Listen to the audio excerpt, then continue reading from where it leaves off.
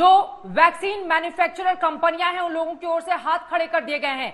कांग्रेस शासित राज्यों का दावा है कि जितनी उपलब्धता होनी चाहिए उनके पास नहीं है। ऐसे में ये जो टीकाकरण 1 तारीख से शुरू होने जा रहा है, कैसे कामयाब होगा? चित्रा जी, देखिए, सबसे पहले तो नकारात्मक रवैया नहीं होना चाहिए, सकारात्मक बात होनी चाहिए। और अभी तक हमने देखा किस तरह से भारत ने 2 स्वदेशी वैक्सीन बनाए। तीसरा स्पुतनिक वैक्सीन, उसके लिए भी परमिशन दे दी गई है, तो वो भी पर्याप्त मात्रा में आना शुरू हो जाएगा। जो 2 बड़े निर्माता हैं स्वदेशी कंपनियां, कोविशील्ड और कोवैक्सीन, इनको आर्थिक मदद देके 3000 करोड़ रुपए कोविशील्ड को और 1500 करोड़ के आसपास कोवैक्सीन को, कि इनकी जो उत्पादन क्षमता है वो बढ़ जाए, ये भी सरकार ने सुनिश्चित किया है। अभी तो 1 तारीख से वैक्सीनेशन की प्रक्रिया शुरू होनी है, पहले से ही हाथ खड़े कर देना ये क्या दर्शाता है? मैं आपका सवाल इसलिए समझ नहीं पा रही हूं क्योंकि कांग्रेस शासित प्रदेशों की ही बात नहीं है।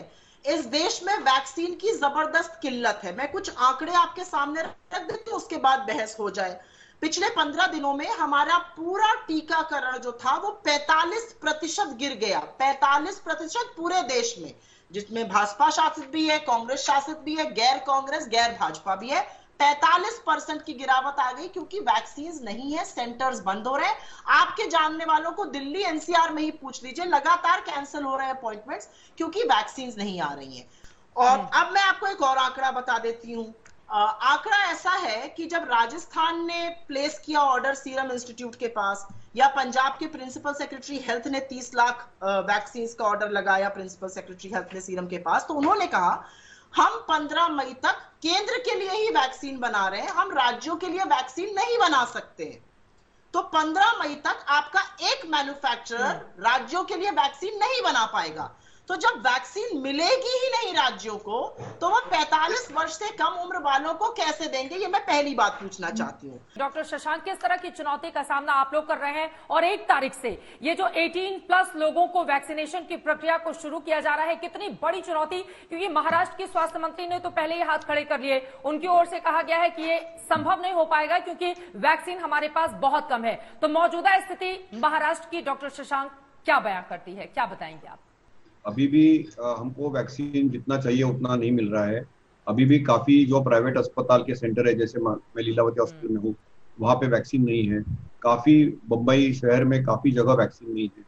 तो अभी भी 30 अप्रैल भी नहीं खत्म हुई है, तब भी हमको वैक्सीन के शॉर्टेज की काफी कठिनाई आ रही है। यहाँ पे वैक्सीन हेसिटेंसी बिल्कुल नहीं है। हाईकोर्ट ने कहा कि केंद्र सरकार 480 मीट्रिक टन ऑक्सीजन दिल्ली सरकार को कब मुहैया कराएगी?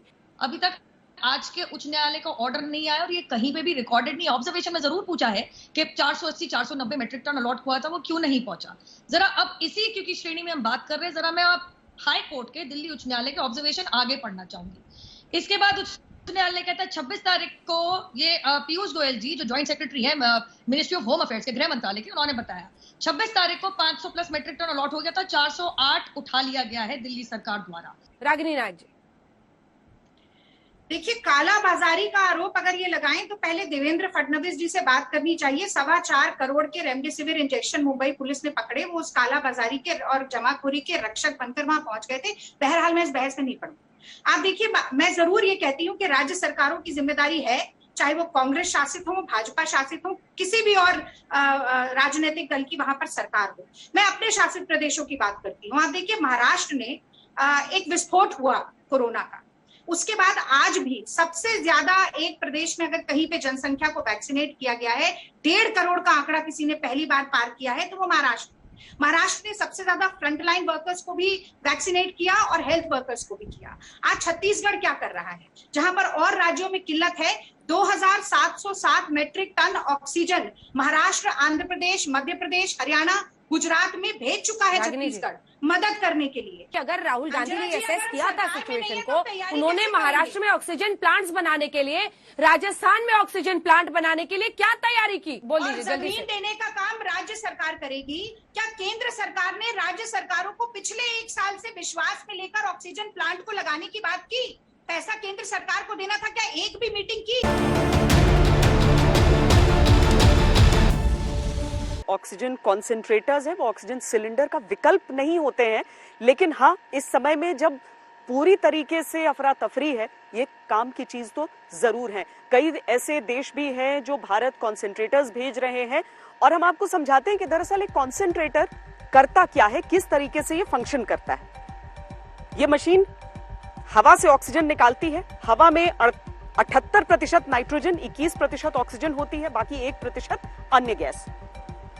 मेडिकल ग्रेड की ऑक्सीजन 99% शुद्ध होती है। ऑक्सीजन कॉन्सेंट्रेटर्स हवा से ऑक्सीजन निकालते हैं जो 90 से 95% तक शुद्ध होते हैं। हल्के लक्षण वाले जो मरीज होते हैं उनके लिए कारगर हो सकती है। WHO के अनुसार ये कॉन्सेंट्रेटर्स लगातार काम करने के लिए डिजाइन किए जाते हैं और ये 5 साल या उससे भी ज्यादा समय तक काम कर सकते हैं। ये सिलेंडर्स का सबसे आसान विकल्प माने जाते हैं। सिलेंडर को रिफिल की जरूरत होती है, कॉन्सेंट्रेटर्स को रिफिलिंग की जरूरत नहीं पड़ती। ये लगातार हवा से ऑक्सीजन निकालता रहता है। आप इसे किसी एक मरीज के लिए लगाया गया पोर्टेबल ऑक्सीजन प्लांट कह सकते हैं। आमतौर पर इसका इस्तेमाल एक ही मरीज के लिए किया जाता है, इसीलिए अगर अमेरिका ने 318 कॉन्सेंट्रेटर्स भेजे हैं तो वो 318 ही मरीजों की मदद करेंगे। और जो गंभीर रूप से बीमार होते हैं, जिनको ऑक्सीजन की आवश्यकता होती है, उनके लिए सिलेंडर ही चलता है, क्योंकि ये प्रति मिनट जितना ऑक्सीजन देते हैं वो एक ऑक्सीजन सिलेंडर की तुलना में बहुत ही कम होता है।